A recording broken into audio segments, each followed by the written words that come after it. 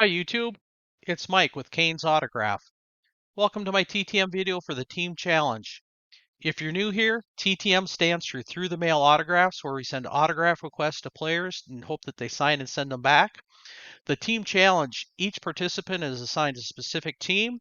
The goal is to score as many points as possible by getting autographs from the players associated with that team. My team is the Minnesota Twins. Let's dive in and see what my team's doing so far. My first return was 11 days from John Selvek. John has only one major league game, but here's a twist. He has an identical twin brother, James, who also played professional baseball. I've already sent this card out to Joe Nosek, and hopefully you'll be seeing a card back soon for an additional point and one cool looking card. Neil Heaton was an all-star in 1990, and he had one of the best mustaches in the late 80s. Pitched for 7 major league teams during his career, and it took him 11 days to get this back to me. Speaking of great mustaches, check out these guys. They are the next Tom Selleck wannabe. Jim Gideon made one start in the big leagues for the Texas Ranger, and then he never pitched in the major leagues again.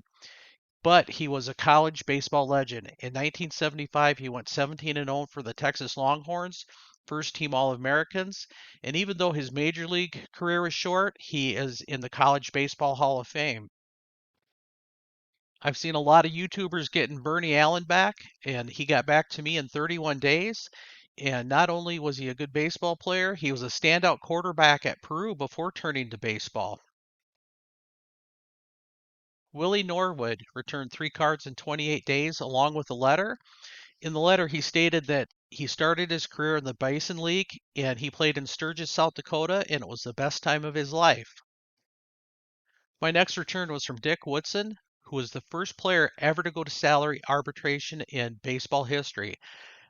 He won $29,000 instead of the $23,000 that the Twins offered him back in 1974. Next return is from Darren Reed in 27 days. Reed spent over a decade in professional baseball, and he didn't have the greatest major league numbers, but in the minors, he was a slugger. In 1990, the same year he made his major league debut, he hit 33 home runs in AAA for the Tidewater Tides. So if you're following the team contest, you checked out Chase and Ink and you saw this guy in a Rangers uniform. Chase talked about how he was a fan of Ruben Sierra. Chase, what do you think of Ruben in that Twins uniform? I couldn't find a photo of him there, so I had to have these cards made. And he was a feared hitter in the 90s, and he was actually the only player to ever be traded for both Jose Canseco and Cecil Fielder during his career. Not at the same time, of course. It's always great to get a Hall of Fame player back, and Paul Molitor returned this card in 14 days. Paul is only one of 5 players in Major League history to have 3,000 hits, 500 stolen bases, and a 300 batting average. Aaron Sluggers returned 1 of 3 cards in 23 days. Aaron is tied as one of the tallest players ever to step in a Major League game at 6'10", right up there with Randy Johnson. Bobby Mitchell was kind enough to return a card in 15 days, and Bobby played pro ball in Japan for the Nippon Ham Fighters before returning to coach in the minor leagues. Logan Darnell returned 1 card in a quick 10 days. After his time with the Twins, he pitched all over the world, including Korea, Mexico, and Venezuela. Kurt Wardle was drafted by the Twins in the 11th round of the 1981 draft out of the University of Riverside, where he's a standout. Best known for being part of the '85 Cleveland Indians teams that was packed with young talent, including future stars like Joe Carter and Corey Snyder.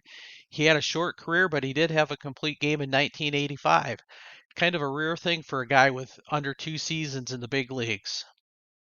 I am super excited to get these 2 cards back. So I saw that he was signing and I sent them out right away. 1991 World Series hero for the Twins. He hit the walk-off single that won the 91 series. Gene Larkin, 2 of 2 in 16 days.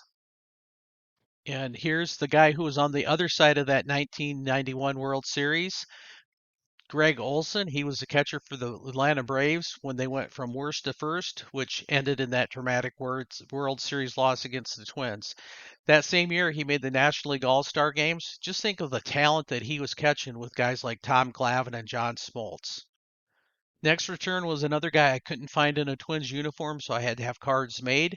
Casey Blake. He had a pretty steady career playing for several teams, but he's best remembered, I think, as a clutch hitter for the Indians and later with the Dodgers.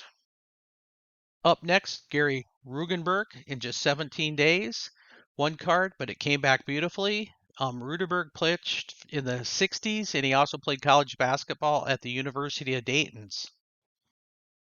And my last return from this batch, Brian Bass, sent on February 22nd, back on March 28th for a 34-day turnaround, signed both cards. He was part of that 2008 Baltimore Orioles bullpen and also played internationally in South Korea. So, pretty cool thing. That's it for this round of the team challenge. Let me know how your team is doing in the comments. If you enjoyed the video, hit that like and subscribe button for more TTM content. Tap that notification bell so you don't miss any future updates. Thanks for watching and good luck with your mailbox.